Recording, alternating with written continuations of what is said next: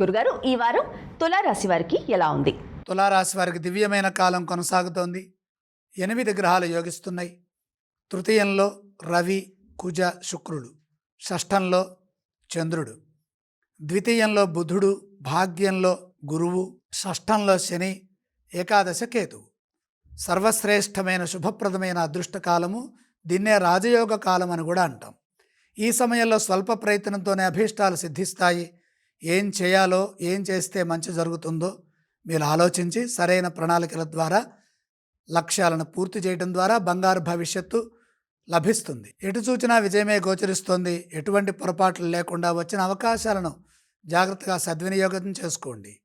లాభ నష్టాలకు అతీతంగా ధర్మమే ధ్యేయంగా పనిచేయడం ద్వారా దైవానుగ్రహం అదృష్ట రూపంలో మీకు సహకరిస్తుంది. మిత్రుల సహాయ సహకారాలు పరిపూర్ణమైన శక్తినిస్తాయి. కుటుంబ సభ్యుల నుండి ప్రోత్సాహం ఉంటుంది. వృత్తి ఉద్యోగ వ్యాపారాల్లో నైపుణ్యం పెరుగుతుంది. ప్రధానంగా ఉద్యోగంలో కీర్తి లభిస్తుంది. రక్షణాయుతంగా ఉంటుంది. ఇదే విధంగా వ్యాపారంలో కూడా మీ ప్రయత్నాలు అద్భుతమైన విజయాన్ని ప్రసాదిస్తాయి. లక్ష్మీ యోగం పరిపూర్ణంగా ఉండటం వల్ల ఆర్థిక అభివృద్ధి శ్రేయస్సుని ప్రసాదిస్తుంది.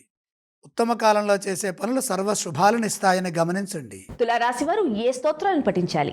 తులారాశి వారు లక్ష్మీ నారాయణులను స్మరించడం ఉత్తమం. తులారాశి వారు ఏ ఆలయాన్ని సందర్శిస్తే వారికి బాగుంటుంది గురుగారు? మహాలక్ష్మి దర్శనం మేలు చేస్తుంది. వారు ఎటువంటి దానాలు చేయాలి? అత్యధికమైన గ్రహాలు యోగించే కాలం కాబట్టి దానాలు అవసరం లేదు.